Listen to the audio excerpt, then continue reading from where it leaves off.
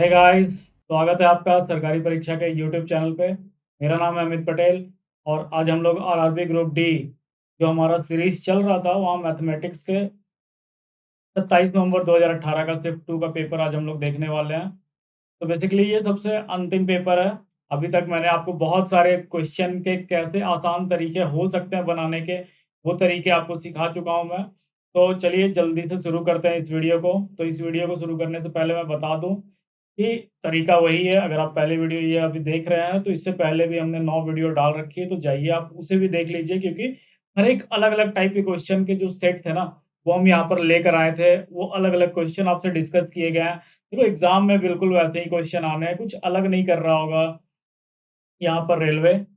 तो वही बेसिक तरीका जो आपने सीखा है, तो वही बेसिक तरीका से कैसे हम कैलकुलेशन को आसान बनाकर सॉल्व करते हैं, कैसे हम ऑप्शंस की मदद लेते हैं, कैसे सही अप्रोच होता है सॉल्व करने का, वो बेसिकली ये जो स्मार्ट अप्रोच है, वो सिखाता हूँ मैं यहाँ पे। तो वही चीज़ है। तो आपको करना क्या है, तो केवल प्रैक्टिस करनी है और आप सरकारी परीक्षा .com पर जाकर हमने अनलिमिटेड मॉक डाल रखे हैं, तो वहाँ पर जाइए और मल्टीपल टाइम्स प्रैक्टिस कीजिए। जितना अनलिमिटेड वहाँ पर मॉक डले हैं, मैक्सिमम टाइम प्रैक्टिस, जितना आप प्रैक्टिस में समय लगाओगे ना, एग्ज़ाम अभी होना है 2 महीने 3 महीने बाद कभी ना कभी वो हो ही जाएगा, तो आप प्रैक्टिस करना शुरू कर दो। आइए, जल्दी से पहला सवाल देख लेते हैं। ये हमारा पहला सवाल ये बोल रहा है कि द स्क्वायर रूट और इतना 73 का पावर 2 माइनस 55 का पावर 2 इज़। अब देखो यहाँ स्क्वायर रूट बोला, तो स्क्वायर रूट कुछ ऐसा होगा। यह 73 का स्क्वायर माइनस 55 का स्क्वायर। अब अगर हम इसको आगे बढ़ाएँ, तो हम क्या देखते हैं? इसको हम लिख सकते हैं 23 माइनस 55, तो लिख सकते हैं 73 प्लस 55। ये ए स्क्वायर माइनस बी स्क्वायर था। हमने ए माइनस बी, ए प्लस बी में तोड़ दिया उसे। हम यहाँ पर क्या लिख रहे हैं? तो हम लिख रहे हैं 18 और इसको क्या लिख रहे हैं? अगर 55 को ऐड कर दें, तो हो जाएगा 8, 28। ठीक है? अब जो बाहर निकलता है ना, निकाल देते हैं। ठीक है? आप अगर थोड़ा-सा यहाँ पर गौर करो, तो 8 और 8 मल्टीप्लाई होकर ना लास्ट में क्या बनाएगा? 4 बनाएगा। और यहाँ देखो सारे के यूनिट प्लेस में ना लास्ट में 4 ही बन रहा है। तो चलो हम लोग आगे बनाते हैं, इसको सॉल्व ही कर लेते हैं। 18 को हम लिख सकते हैं 6 गुने 3 गुने 128 को क्या लिख सकते हैं? 128 को हम लिख सकते हैं, क्या ये 3 से डिविजिबल है? बिल्कुल। 3 इंटू 4 और ये 8, 48। 48 को हम लिख सकते हैं 6 गुने।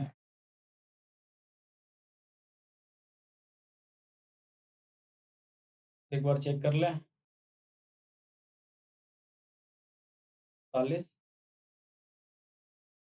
42 हो जाता है यहाँ पे 6 इंटू 7। इससे अगर इसको डिवाइड कर दें तो ये 4 हो जाएगा। ये 3 से तो डिविजिबल भी नहीं था। आइए इधर हम साइड में देख ही लेते हैं कर कर। तो 28 है ये। तो 128 को हम यहाँ पर डिवाइड कर रहे हैं तो 2 से जाएगा 64 से 2 का पावर 5। टोटल 2 का पावर 7 हो गया यहाँ पे।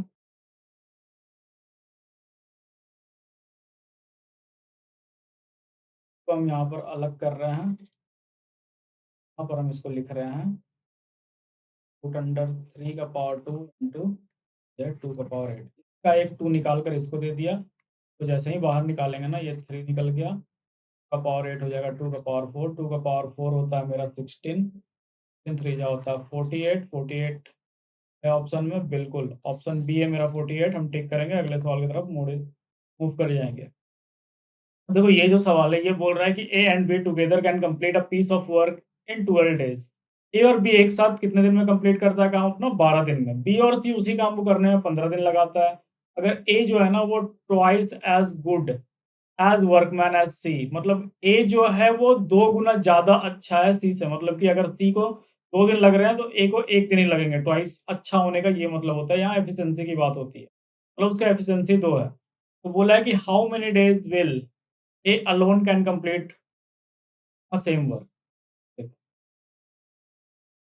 यहाँ ए प्लस बी कितना दिन लगा रहा है? 12 दिन लगा रहा है। बी प्लस सी कितना दिन लगा रहा है? ये लगा रहा है मेरा अगर हम एलसीएम की बात करें, तो टोटल यूनिट कितना काम कर रहा है ये सब मिलकर? तो ये कर रहा है 60। यहाँ पर ए प्लस बी 5 यूनिट काम कर रहा है, बी प्लस सी 4 यूनिट काम कर रहा है। अब देखो, अगर हमें ए और सी के बीच रिलेशन है ना, तो बी को हटाना होगा, तो अगर इन दोनों को घटा दें, ठीक है? तो अगर इन दोनों को घटाएँगे तो ए माइनस सी लिखा जाएगा, इन दोनों को घटाया तो ये कितना यूनिट काम कर रहा है? 1 यूनिट। दिख रहा है? ए और सी मिलकर कितना यूनिट काम कर रहा है? 1 यूनिट। ए जो है ना, वो 2c के बराबर है, ट्वाइस अच्छा है। यहाँ पर हम 2c minus c is equal to 1 लिख रहे हैं, क्योंकि सी क्या है? सी की एफिशिएंसी कितनी निकल गई? 1 निकल गई। तो ए की एफिशिएंसी कितनी होगी? ए क्या है? इसका डबल है। तो ए मेरा क्या हो जाएगा यहाँ से? ए मेरा हो जाएगा 2 यूनिट। 2 जो यूनिट है ये मेरा एफिशिएंसी है। ये क्या है? एफिशिएंसी। हम यहाँ पर एफिशिएंसी की बात कर रहे हैं। तो हमें नंबर ऑफ डेज पता है। टोटल नंबर ऑफ डेज कैसे निकालते हैं? कितना दिन काम करा है? तो यहाँ पर जो टोटल वर्क यूनिट होता है 60 बाई एफिशिएंसी घटा आ गया 30। तीसरा ऑप्शन है, बिल्कुल ऑप्शन डी था 30। हम टिक करेंगे, आगे बढ़ जाएंगे। ये मेरा बॉड मास का सवाल है। बॉड मास का सवाल काफी आसान होता है, बशर्ते कैलकुलेशन मिस्टेक ना हो। तो सबसे पहले ब्रैकेट सॉल्व करते हैं। ये दोनों को माइनस करेंगे तो हो जाएगा -4, इन दोनों को करेंगे हो जाएगा -8, इन दोनों को करेंगे सॉल्व, क्या हो जाएगा मेरा? -8 और ये -23 और इन दोनों को करेंगे तो हो जाएगा +2। ठीक है? अब यहाँ +2 है, +2 को यहाँ से डिवाइड करना है, ये किया, आ गया 10, 10 है ऑप्शन में, बिल्कुल सी। टिक करेंगे, अगले सवाल की तरफ बढ़ जाएँगे। ये सवाल जो है ये बोल रहा है कि Nathan's monthly income is 50,000। Every year he pays a total EMI amount of ₹30,000। What percent of his 3 yearly salary goes towards the EMI? बोला है कि नाथन का मंथली इनकम, हर महीने का जो इनकम था वो 50,000 था। हर एक साल उसे ईएमआई भरनी पड़ती थी, कितने? 30,000 की। आपसे पूछा कि कितना परसेंट जो है उसका सैलरी का हिस्सा, 3 साल के सैलरी का हिस्सा वो कट कर, मतलब ईएमआई में कट जाएगा, वो परसेंटेज बेसिकली बताना है। तो देखो 3 साल में कितना कट जाएगा? देखो इसको आसान बनाने का तरीका है ना, यहाँ 4 डिजिट दिख रहा है, ये 4 डिजिट दिख रहा है, हमें बेसिकली परसेंटेज में डिवाइड ही तो करते हैं, तो हम इन 4 डिजिट को, कोई काम नहीं है अभी, साइड करते हैं, ठीक है? अब मेरे पास ₹5 था, यहाँ ₹3 का ईएमआई कट रहा था, ये पर महीना था, ये पर साल पे था, ठीक है? तो चलो कितना ईएमआई कट गया है? तो 3 गुने 3 9 ईएमआई कट गया है, ठीक है? और ये 5 था, ये 1 साल में कितना मिल रहा था इसे? 5 गुने 12, 12 का 1 साल होता है। तो ये 1 साल का, ऐसा-ऐसा 3 साल था, इसी का परसेंटेज पूछा था, ये निकल गया। देखो 3 से 3 कटा, ये 4 कटा, ये 4 से काटेंगे तो हो जाएगा 25, 25 से इसको काटे तो हो जाएगा 5। ऑप्शन में है 5, बिल्कुल 5% है। तो 5% हिस्सा क्या होगा उसका? ईएमआई में कट जाएगा 3 साल के सैलरी पे। ये अगला सवाल है, ये बोल रहा है कि Mrinal and Yukta together can paint a half of wall in 6 days. Mrinal और युक्ता दोनों मिलकर एक दीवार को पेंट करती है, किसके? आधे दीवार को पेंट कर रही है वो, तो 6 दिन लगते हैं। मतलब क्या है? मतलब है कि मृणाल और युक्ता अगर एक पूरा दिन, मतलब कि पूरा दीवार पेंट करती तो उसे 12 दिन लग जाते, क्योंकि आधा 6 पे लग रहा है। बोला working separately Mrinal would need thrice as much time as Yukta would paint half of the wall. Mrinal को ना 3 गुना ज्यादा समय लगता है, मुक्ता जितना समय में आधा दीवार पेंट करती है। तो देखो अगर मान लो कि मुक्ता जो है आधा दीवार पेंट करने में एक्स लगाती है, तो पूरा दीवार पेंट करने में कितना लगाएगी? 2x लगाएगी। तो मृणाल जो है, पति नहीं, तो मृणाल जो है उस पूरे को पेंट करने में कितना, इसका भी 3 गुना ज्यादा समय लगाएगा, मतलब 6x लगाएगा। कैल्शियम लिख लेते हैं। ये दोनों अगर साथ में मिलकर करता तो हो जाता 6x की एफिशिएंसी 3 होती, इसी की एफिशिएंसी 1 होती। अब टोटल नंबर ऑफ डेज कितना है? इतना। तो हमें टोटल नंबर ऑफ डेज का फॉर्मूला पता है कि टोटल नंबर ऑफ डेज का फॉर्मूला क्या होता है कि टोटल वर्क यूनिट को टोटल एफिशिएंसी से हम डिवाइड कर देते हैं। तो ये कटा 2 बार में, यहाँ से ये मल्टीप्लाई होगा, 8 हो जाएगा। x की वैल्यू 8 आई। देखो अगर यहाँ 8 ऑप्शन में होता ना, मैक्सिमम लोग क्या करते हैं, उसको टिक करके आगे बढ़ जाते हैं। नहीं, नहीं भैया, यहाँ x, ये x निकालने भी नहीं बोल रहा है, ये बोल रहा है कि युक्ता अलोन, ठीक है, अकेले कितना दीवार पेंट कर देगी, उस पूरे दीवार को पेंट करने में कितना समय लगाएगी? वो 2x समय लगा रही है। तो इसका भी हम लोग 2x करेंगे। आंसर क्या आ जाएगा? 16। ऑप्शन डी था मेरा 16, हम टिक करेंगे। अगले सवाल की तरफ मूव कर जाएँ। ये बोल रहा है a vertical pole 30 metre long cast a shadow of 20 metre long ground 20 metre long on a ground. देखो एक 30 मीटर लंबा क्या है? पोल है। मान लो ये 30 मीटर लंबा। चलो पहले पूरा सवाल पढ़ लेते हैं। बोला at the same time a vertical building cast a shadow 60 metre long on the ground. What is the height of the building? देखो किसी पर्टिकुलर टाइम पे ना सन का जो एंगल ऑफ एलिवेशन होता है या डिप्रेशन जो भी बोल दो सन रे का, ठीक है? वो जो एंगल होता है हमारे हॉरिजॉन अर्थ के हॉरिजॉन के साथ, वो इक्वल होता है किसी भी पर्टिकुलर टाइम पे। तो मान लो कि एक बिल्डिंग था, ये एक बड़ा-सा बिल्डिंग है। इसी टाइम पे एक पोल भी था यहाँ पे, मान लो पोल यहाँ पे है, क्या 90 डिग्री पे खड़ा। एक 30 मीटर का लंबा पोल 20 मीटर का क्या बना रहा था? चलो नामकरण कर देते हैं इसका ए, बी, सी। ये हो गया मेरा डी, ये हो गया मेरा ई। तो बोला है कि एक वर्टिकल बिल्डिंग भी है साथ में, वो 60 मीटर लंबा बना रहा है। मतलब वो क्या कर रहा है? 60 मीटर लंबा बना परछाई। आपको बताना है इसका हाइट कितना होगा। चलो हाइट को h मान लें। तो ये तो आसान हो गया ना, अगर ये राइट एंगल है, किसी एक ट्रायंगल के अंदर ही ये कर रहे हैं हम, तो ये क्या आपस में सिमिलर है। तो हम यहाँ से क्या लिख सकते हैं? h/60 is equal to 30/20। तो इनका रेशियो भी आपस में इक्वल होगा। क्यों? क्योंकि ये दोनों ट्रायंगल क्या है आपस में सिमिलर है। ठीक है, ये हो गया 3, 3 उधर जाएगा, h इज़ इक्वल टू हो जाएगा 90। ठीक है? काफ़ी आसान कॉन्सेप्ट पे था ये सवाल। आइए, अगले सवाल की तरफ बढ़ते हैं। ये सवाल थोड़ा-सा दिखने में बड़ा है, तो जब सवाल दिखने में बड़ा लगे तो एक बार पढ़ लो, नहीं समझ में आए, लगे कि हाँ, बड़ा ही है, तो मार्क एज़ रिव्यू कर दो, लास्ट में देखेंगे। ये बोल रहा है कि 2 इनलेट पाइप, ए और बी क्या है? Inlet pipe. यहाँ पर ए कितना घंटा लगाता है भरने में? 35 घंटा। बी कितना घंटा लगाता है? 52.5, 52.5 को हम 105/2 बोल सकते हैं। While C is an outlet pipe, C क्या है? आउटलेट पाइप है। यहाँ साइड में माइनस लगा, ताकि पता चले कि ये खाली कर रहा है। ये कितना लगा रहा है? 17.5 कि 35। When the system is full, pipe C, जब सिस्टम भरा था, वो पूरा का पूरा बर्तन भरा था, पाइप सी को खोला गया पहले घंटे के लिए, उसको बंद करके पाइप ए को खोला गया दूसरे घंटे के लिए। ठीक है, पूरा 1 घंटा तक वो चलता रहा, फिर पाइप बी को खोला गया 1 घंटे के लिए।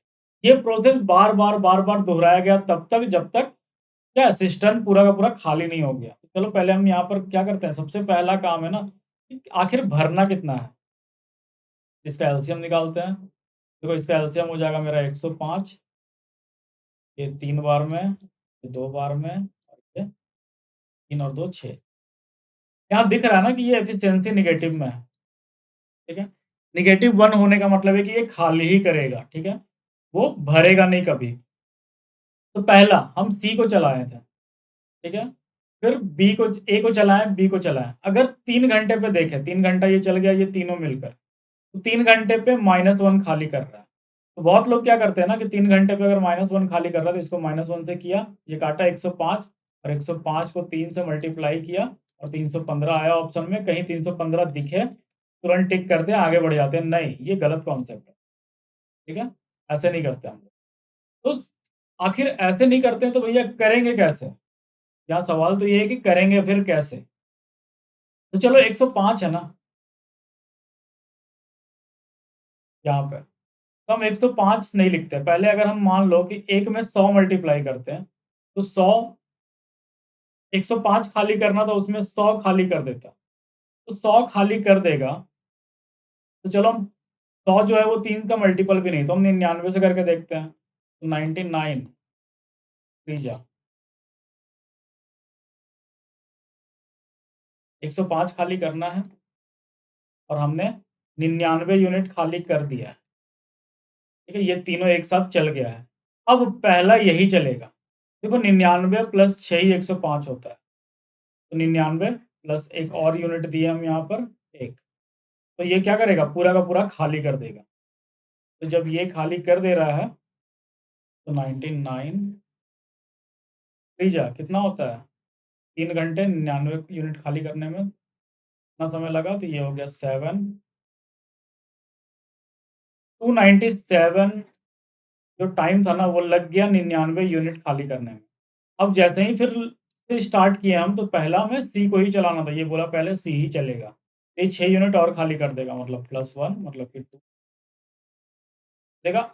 ऐसे कॉन्सेप्ट को ही यूज़ करके इन सब सवालों को बनाया जाता है। आइए अगला सवाल देख लेते हैं।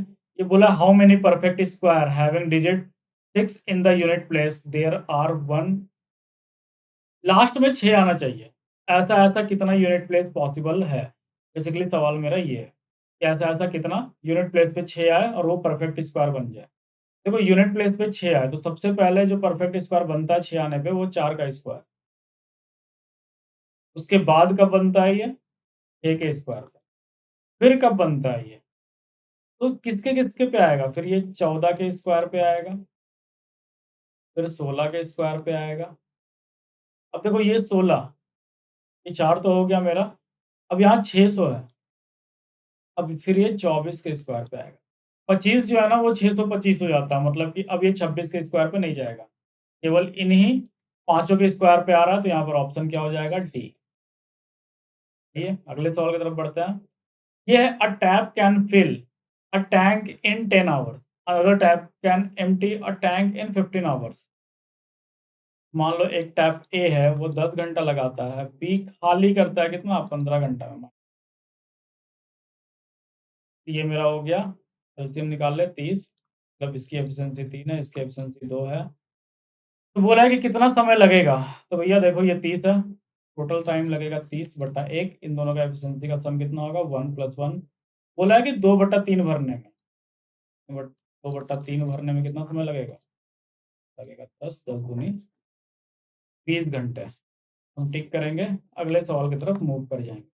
ये बोल रहा है a sum of rupees 1000 is invested at the rate of 30% per annum compound interest. तो कंपाउंड इंटरेस्ट आपको पहले ही बताया गया है कि वो क्या होता है? इंटरेस्ट पे इंटरेस्ट लगाना। सेम कॉन्सेप्ट है, वो सिंपल इंटरेस्ट वाला ही, बस इंटरेस्ट पे भी इंटरेस्ट लगा देंगे यहाँ पे। बोला है कि हर एक 4 महीने में तो आपको कितना अमाउंट मिलेगा 1 साल में? 1 साल में 3-4 महीना होता है, ठीक है? तो 3-4 महीना, तो इस रेट को पर एनम को हम 3 से डिवाइड करके निकाल लेंगे हर एक 4 महीने पे। 3 से डिवाइड करेंगे तो 10% आ जाएगा, तो ये पहला 4 महीना, ये दूसरा 4 महीना, ये तीसरा 4 महीना।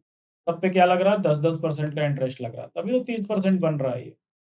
अब ₹1000 पहला साल के लिए कितना 10% लगेगा? तो 100, दूसरे साल के लिए भी 100। अब इस पे इंटरेस्ट लगा दे तो ये हो गया 10, अब इन दोनों पे इंटरेस्ट लगा दे तो हो जाएगा 10-10। अब इस पे भी तो इंटरेस्ट लगेगा तो ये हो जाएगा 1। देखो ये हो गया 300, ये हो गया मेरा 30, ये हो गया 1। तो इंटरेस्ट में ऐड कर देंगे तो ये हो जाएगा 1331। देखा कितना आसान सवाल था ये। तो अब हम इस सवाल को देख लेते हैं। ये बोला है कि how many factors of a number इतना आर परफेक्ट स्क्वायर। तो इसका परफेक्ट स्क्वायर निकालना है। चलो इसको तोड़ लें, 4 गुने 10 गुने 10 गुने, तो क्या लिख रहे हैं? 2 का पावर 2। तो क्या लिख रहे हैं? सबको लिख रहे हैं हम 2 का पावर 3 इंटू 5 का पावर 3। इन दोनों को ऐड करो, 2 का पावर 5 इंटू 5 का पावर 3। ये मेरा निकल कर क्या आया? ये हमने प्राइम फैक्टराइजेशन में तोड़ दिया इसको। अब ऐसा-ऐसा परफेक्ट स्क्वायर बनाना है, ऐसा-ऐसा कितना फैक्टर होगा इसका जो परफेक्ट स्क्वायर बनाए। तो चलो पहले हम इसको देख लेते हैं 2 को। 2 का स्क्वायर एक परफेक्ट स्क्वायर है, फिर 2 का पावर 4 भी तो यहाँ से बन रहा है, तो ये भी परफेक्ट स्क्वायर है। स्क्वायर का मतलब क्या? जो भैया स्क्वायर रूट से बाहर निकल जाए, तो मतलब ऊपर का जो पावर है ना वो इवन नंबर में होना चाहिए। 5 का देख लें, ये 2 3 तो नहीं होगा। अब इन दोनों को मिलाते हैं, तो हो जाएगा 2 का पावर 2 इंटू 5 का पावर 2। फिर एक क्या बनता? 2 का पावर 4 इंटू 5 का पावर 2। 1 2 3 4 5, 5 देखकर हम ऐसे 5 टिक करके आगे निकल जाएँगे तो नहीं, गलत हो जाएगा वो, 5 नहीं होगा। क्यों? क्योंकि 1 भी तो है, 4000 का 1 भी तो फैक्टर है, 1, तो हम 1 भी लिखना यहाँ ज़रूरी है क्योंकि वो भी परफेक्ट स्क्वायर है। कितने परफेक्ट स्क्वायर होंगे? 6। हम 6 को टिक करेंगे और आगे बढ़ जाएँगे। ये बोला है Suresh alone can takes 20 days to do a piece of work. Suresh जो है वो 20 दिन लगाता है, राजेश जो है वो 30 दिन लगाता है। बोला दोनों का जो टोटल वेज इस एंटायर काम को करने के लिए जो पूरा पैसा दिया गया है ना वो 10,000 रुपए का है। आपको बताना है कि सुरेश को कितना मिलेगा उस पूरे काम को एक साथ करने में, अगर वो पूरा काम क्या साथ में किया है तो। एलसीएम निकाल लें, ये हो जाएगा 60, यहाँ से आएगा 2, ये हो जाएगा मेरा 3, ठीक है? ये एफिशिएंसी बेसिकली ये जो वेजेज़ है ना, वो एफिशिएंसी पे बढ़ती है, ये नहीं कि जो ज़्यादा काम कर रहा है, कम काम कर रहा है। जिसकी जितनी एफिशिएंसी होगी उसको उतना पैसा मिलेगा, ठीक है? डायरेक्टली प्रोपोर्शनल होता है ये। तो अब ₹10,000 हैं, टोटल एफिशिएंसी कितनी है? 5, सुरेश का एफिशिएंसी कितना है? 3, तो उसको 3 हो गया 2, 2 क्या 6 तो 6, 6000 है ऑप्शन में, बिल्कुल। टिक करेंगे, अगले सवाल की तरफ मूव कर जाएँगे। ये बोला है if the following data is plotted in a pie chart, find the measure of central angle for sector that denotes third वेग। इसका बताना है आपको सेक्टर। आप अगर इसको पाई चार्ट बनाते हैं, पाई चार्ट में बेसिकली क्या करना होगा, इसका सम भी लिखना पड़ेगा। देखो लास्ट का एक-एक ज़ीरो सबके पास कॉमन है, तो उसको छोड़ दो, पहले सम कर लेते हैं। 80, 90, 170, 170 और 120, 290, 290 और इन दोनों को करेंगे तो ये मेरा हो जाएगा, ठीक है? ये आ गया 5300। अब एंगल, सेंट्रल एंगल निकालना आसान है। क्या होता है सेंट्रल एंगल का फॉर्मूला? जिसका निकालना है गिवन यूनिट वो लिखते हैं, डिवाइडेड बाय सम लिखते हैं उन सब का, 360 डिग्री से डिवाइड कर देते हैं। तो 2 0 तो कट गया। हम लिखेंगे अगर मान लो ये 4 के नज़दीक होता, यहाँ ऑप्शन दूर-दूर में है ना, तो हम थोड़ा-सा रिस्क ले रहे हैं। अगर जहाँ 60 के नज़दीक आ गया ना, तब हमें सॉल्व करना पड़ जाएगा। अब देखो ये अगर हम इसको 48 मानते हैं और ये क्या है 48 से बड़ा है, तो फिर भी हम मान ले रहे हैं 48, तो ये 4 हो जाता मेरा, 4 से अगर इसको काटते ना तो ये 90 हो जाता। हो जाता कि नहीं? पर ये देखो ये थोड़ा-सा बड़ा है, मतलब 4 से अगर ये बड़ा है तो ये 90 से थोड़ा-सा ही छोटा होगा। 81.5 थोड़ा-सा छोटा वैल्यू है, हम टिक करेंगे, आगे बढ़ जाएँगे। तो कैलकुलेशन करना पड़ेगा यहाँ पे, आप चाहो तो कैलकुलेशन कर सकते हो, नहीं तो इस तरीके से ही बना सकते हो।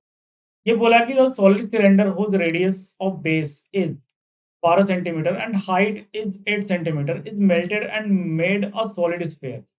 The radius of sphere is, एक सॉलिड सिलेंडर है, एक बेलन है, उसको क्या उसका रेडियस यहाँ दिया हुआ था 12 सेंटीमीटर, हाइट लंबाई दी हुई थी 8 सेंटीमीटर, उसको पिघलाकर एक सॉलिड स्फीयर, एक गोला बनाया जाता है।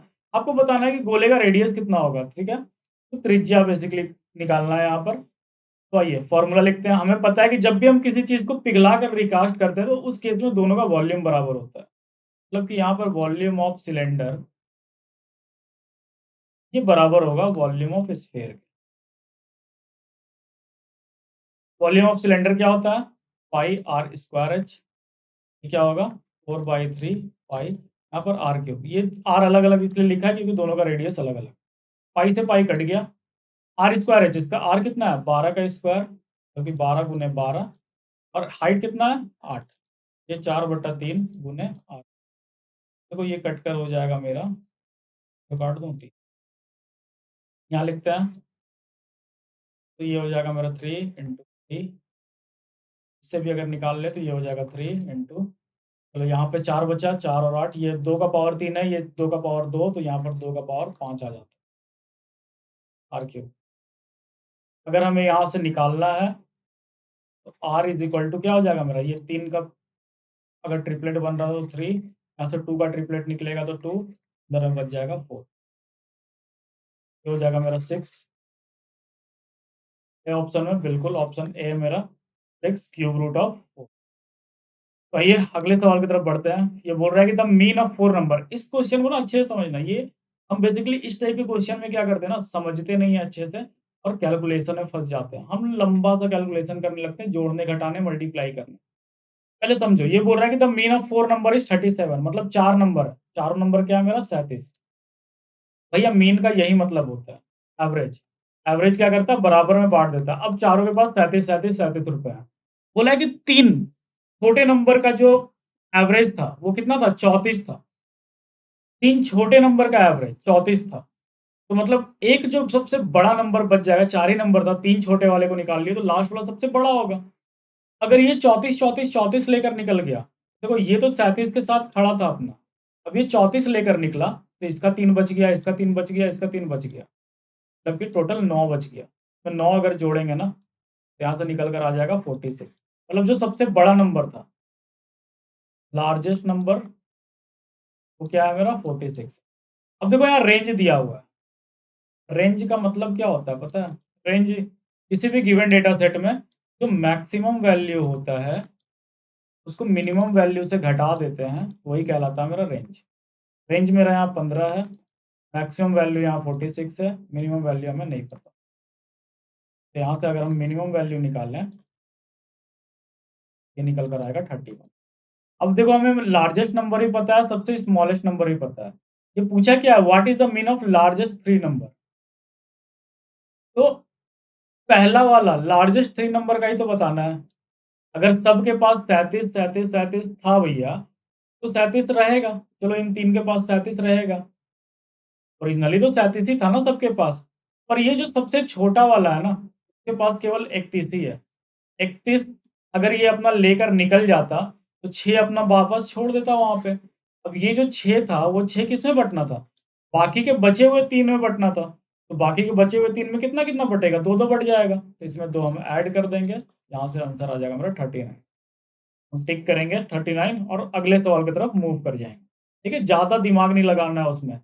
एवरेज का मतलब होता है इक्वली डिस्ट्रीब्यूट करना। तो हम इसी वाले अगर फॉर्मेट से बनाते रहेंगे ना सारे सवाल, तो काफ़ी आसानी से बन भी जाएगा, कैलकुलेशन में मिस्टेक होने के चांसेस जो है वो घट जाएँगे। ये क्या बोला है? ये बोला है कि रुपीज़ इतना इन्वेस्टेड 8 इयर्स गिव इंटरेस्ट, यहाँ पर ये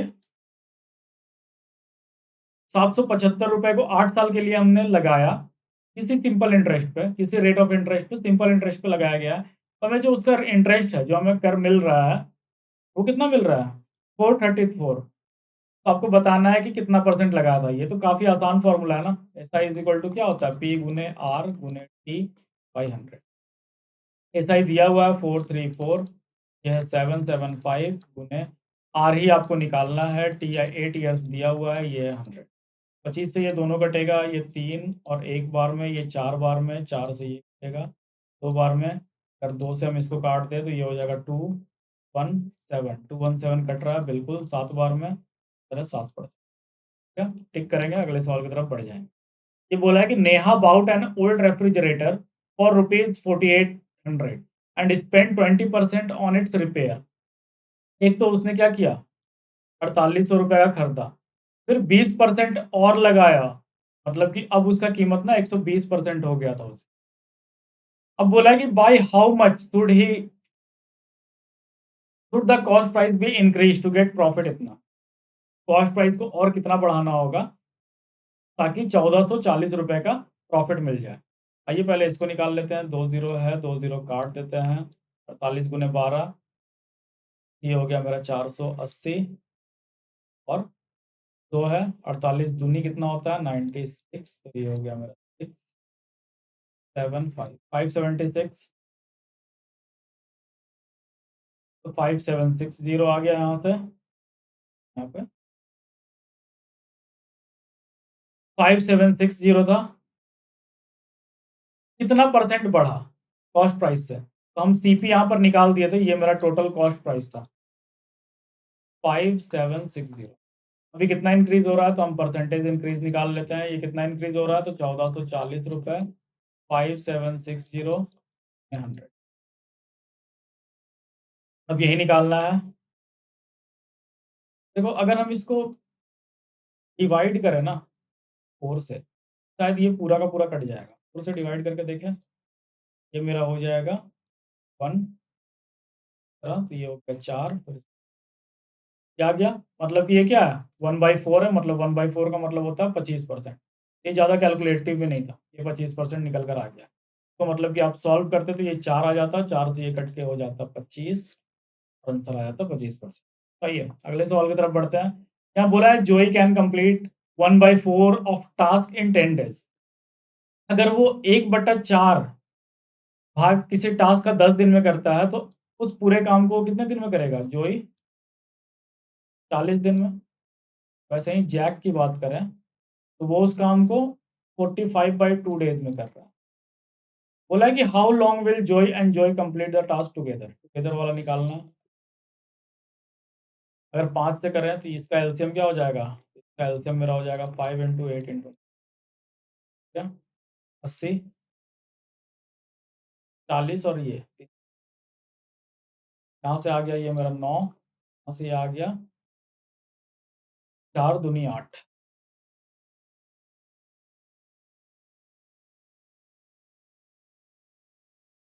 45 से अगर 360 नहीं, ये 16 हो जाएगा मेरा। तो अब टोटल नंबर ऑफ डेज़ आपको पता है, क्या होता है? Total work unit 360 divided by total efficiency है।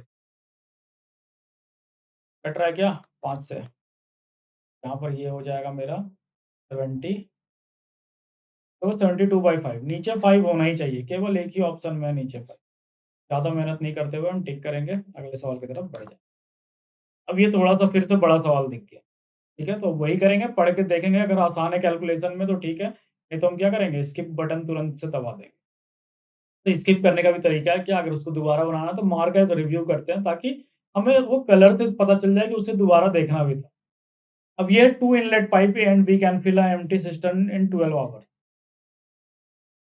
ए और बी 12 घंटा, ए और बी अलग-अलग है। ए लगा रहा है 12 घंटा, बी लगा रहा है भरने में 30 घंटा। बोला पर सी जो है ना वो खाली कर रहा है उसको कितने 6 घंटे में। तो बोला कि when system pipe C is left open for 1 hour and then closed, फिर pipe A is open for an hour then closed and B is open for an hour, और यही प्रोसेस कंटिन्यू। ऐसा वाला क्वेश्चन एक पहले भी आया था, ठीक है? अभी-अभी हमने सॉल्व किया, तो आइए पहले हम यहाँ से पूरा निकाल लेते हैं। ये हो गया 36 यूनिट काम करना है इसे। इसकी एफिशिएंसी 1 घंटे 3 पे है, इसकी एफिशिएंसी 1 घंटे पे 1 है, इसकी एफिशिएंसी 1 घंटे पे 6 है, मतलब कि ये खाली ही करेगा। ये पूछा भी है कि कितना समय लगेगा खाली करने में। सेम सा कॉन्सेप्ट निकालते हैं, इसका अगर हम सम देखें 4 और -6 मतलब कि -2, मतलब कि हर 3 घंटे पे ये ना 2 घटा दे रहा है। यहाँ कितना है 36, तो सेम फिर से वही कॉन्सेप्ट नहीं दोहराना है कि इसको करेंगे 18 और यहाँ पे 18 टिक कर देंगे। नहीं, 18 को 3 से मल्टीप्लाई करेंगे और टिक कर देंगे, नहीं। तो हम यहाँ पे करेंगे क्या? तो देखो, हम यहाँ पर क्या कर रहे हैं ना, चेक करेंगे पहले, अगर 2-2 घंटा है, तो मान लो कि 2-2 यूनिट हर 3 घंटे पे 2 यूनिट खा रहा है ये, और ये क्या 6, तो हम 30 पे निकालते हैं तो 15, तो 15 दूनी क्या है 30, 30 यूनिट कट गया, तो 15 गुने 3 क्या मेरा 45, तो यहाँ पर 45 प्लस 1 46, 46 पे ये हो जाएगा। देखो 15 पे क्या है, ये 30 यूनिट खत्म कर जाएगा, तो 36 और 30 को जब घटाएँगे 6 यूनिट ही बचेगा। फिर एक सी से ही स्टार्ट करना है यहाँ पे। सबसे पहला घंटा सी ही चलाया गया है। फिर ये 6 को ये क्या करेगा, 6 घंटे में खाली कर देगा, तो 15 या 45, 45 घंटा ये चल चुका था। अब 1 घंटा और चलेगा ना, तो ये पूरा का पूरा खाली हो जाएगा। इसलिए 46 घंटे। ये अगले सवाल की तरफ बढ़ते हैं। ये बोला which of the following number is greater than 10,000 and also nearest to 10,000 is exactly divisible by इतना। ये थोड़ा-सा कंफ्यूज कर रहा है आपको, ठीक है? ये बोला है कि ना 10 से 1000 से बड़ा हो पर उसके नज़दीक भी हो। मतलब कि 10,000 के बाद जो नंबर होगा ना, फिर इसके मल्टीपल से डिवाइड हो जाए, वही नंबर लिखना है। आइए, पहले हम इसका एलसीएम निकाल लें। इसका एलसीएम कितना होगा? 21, 25 और 30। एलसीएम निकाल लें। ये जा रहा है क्या? 7 जा रहा है 7 हो गया 10, 15 तो 5 1050, ठीक है? देखो 10500 एक ही ऑप्शन में है, तो यही सबसे नज़दीक हो। बाकी नंबर तो दूर-दूर है भैया, ना दूर-दूर 7 है और 10500 क्या है? नज़दीक है। यहाँ पर 1050 आया ही है, एक ज़ीरो लगा देंगे तो ये इसका सबसे नियरेस्ट आ जाएगा। तो इसमें कुछ दम भी नहीं था इस सवाल में, काफ़ी आसानी से बन गया। बोला which of the following are twin prime number. देखो ट्विन प्राइम नंबर क्या होता है? ऐसे 2 प्राइम नंबर जिनके बीच का डिफरेंस ये ए और बी है। ये दोनों ट्विन प्राइम कब कहलाएगा? जब इन दोनों के बीच का डिफरेंस जो है ना, ये 2 के इक्वल हो, ठीक है? तो देखो यहाँ पे 41 और 43 इन दोनों के बीच का डिफरेंस क्या है? 2 है। के बीच का भी डिफरेंस 2 है, पर 21 क्या प्राइम नंबर नहीं है, तो ये नहीं होगा। ये ऑप्शन सही हो। बाकी तो दूर-दूर में है, हम दूर वाले को देखेंगे ही नहीं। ट्विन प्राइम वैसे प्राइम नंबर को कहते हैं जो 2 प्राइम नंबर के बीच का डिफरेंस 2 बताए। चलिए अगले सवाल की तरफ बढ़ते हैं। ये बोला है कि the total sales of a small home based business earn profit 30,000 in the previous quarter. पिछले क्वार्टर में ना एक बिजनेस है घर छोटा घर बेस्ड बिजनेस था, उसने 30,000 का प्रॉफिट किया। बोला कि करंट क्वार्टर, इस क्वार्टर में ये प्रॉफिट जो है वो इंक्रीज हो गया 15% पिछले क्वार्टर के मुकाबले। तो अब एक्चुअल प्रॉफिट कितना हुआ इस करंट क्वार्टर में? तो एक्चुअल प्रॉफिट कितना हुआ? 15% का प्रॉफिट हो गया ना इस पे, मतलब कि 115% तूने तो 0 तो कट गया, 115 दिया, जो था 5 4 क्या ऑप्शन में 3 4 5 डबल 0, तो 4 5 डबल 0 ऑप्शन बी है। टिक करेंगे, अगले सवाल की तरफ बढ़ जाएंगे। ये बोला है कि a shopkeeper sold a pair of trouser at a loss of 13.5%। If he had rupees 400 for the pair, how much did he sell for them? Cost price निकालना है, मतलब सेलिंग प्राइस निकालना है। ये मेरा सीपी है, ये मेरा लॉस परसेंट है। अब निकालना क्या हमें हमें निकालना है एसपी, सेलिंग प्राइस कितना होगा। तो चलो हम 13.5% लॉस हो रहा है किस पे, 400 पे। ये निकालना ज़्यादा आसान था। मल्टीप्लाई करते हैं तो क्या आ जाएगा, तो हो गया कैरी, मतलब 4 जो 54 का लॉस हो गया किस पे, 400 पे। घटा दो, 346 ऑप्शन बी में है। कितना रुपया क्या होगा इसका कॉस्ट प्राइस। तो अब इस सवाल है हमारे सामने ये कि cot square A minus cos square A is equal to, देखो कॉट स्क्वायर ए को हम क्या लिख सकते हैं, हम इसको लिख सकते हैं cos square A by sine square, minus इसको हम लिख सकते हैं कॉस स्क्वायर। ठीक है, कॉस स्क्वायर ए को अगर हम कॉमन ले लें, यहाँ बचा 1 बाई साइन स्क्वायर ए। अगर हम इसको कॉस स्क्वायर ए बोल रहे हैं, अगर 1 minus sine 1 minus sine square A क्या होता है मेरा, cot square A. Cos square A हो जाएगा मेरा cos square A by sine, cos square A by sine square A क्या होता है, कॉट स्क्वायर है। तो आंसर क्या हो जाएगा, कॉस स्क्वायर ए इंटू कॉट। देखो क्या ये ऑप्शन में है, बिल्कुल ऑप्शन सी है मेरा। हम टिक करेंगे, अगले सवाल की तरफ मूव कर जाएंगे। ये है हमारा सबसे अंतिम सवाल। ये बोल रहा है कि if a sum of rupees इतना is spent on a purchase of 132 metre, 132 metre ribbon खरीदने के लिए ना हमें 2465.82 रुपये खर्च करने पड़े। आपको बताना है कि what would be the cost of 1 metre of the same ribbon, round off to the decimal, two decimal places. देखो ये ना कैलकुलेटिव है और कुछ नहीं। अगर 132 मीटर पे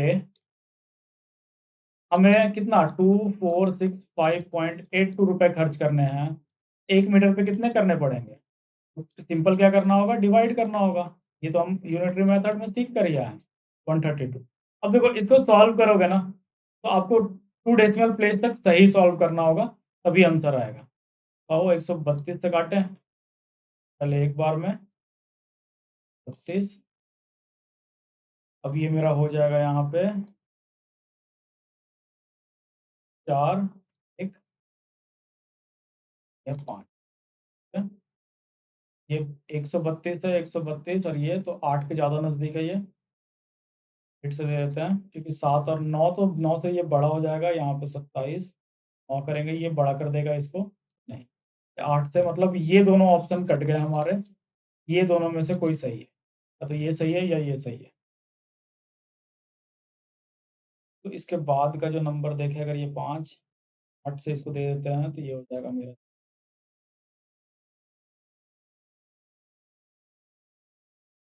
ठीक है 8 से दे रहे हैं 6 5 कैरी, यहाँ से ये आ गया 1 1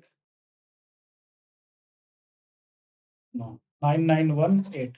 देखो 9918 जो है ना वो किसके नज़दीक है, 2 के तो नज़दीक होगा नहीं। 132 को 2 गुना करेंगे तो ये 9,000 तो नहीं देगा। पर हाँ, अगर हम इसको 6 के नज़दीक करेंगे तो ये दे देगा। ऑप्शन सी हम आगे सॉल्व नहीं करेंगे, हम टिक करेंगे, अगले सवाल की तरफ मूव कर जाएँगे। तो देखा इसी तरह के सवाल पूछे जाते हैं और मैं आशा करता हूँ कि आपको ये पूरा जो सीरीज़ है वो अच्छा लगा हो। अभी देखो एग्ज़ाम में बहुत समय है, अगर आपको लगता है ना कि हम आपके लिए और कुछ कर सकते हैं, इस तरह के वीडियो ला सकते हैं ग्रुप डी और अच्छा तैयारी करने के लिए, तो आप हमें कमेंट सेक्शन में जाकर बता सकते हो, ठीक है? तो आप जाइए और सरकारी परीक्षा मैं आपको फिर से एक बार याद दिला दूँ कि सरकारी परीक्षा .com यहाँ पर अनलिमिटेड मॉक ड्रिल है। अनलिमिटेड का मतलब समझते हो? कभी ना खत्म होने वाला। यहाँ पर जो मॉक टेस्ट डले हैं ना, वो कभी खत्म नहीं होगा। तो आप जाओगे, अनलिमिटेड मॉक डले हैं, आप अनलिमिटेड मॉक लगाकर प्रैक्टिस करते जाओ वहाँ पे, ठीक है? तो थैंक यू।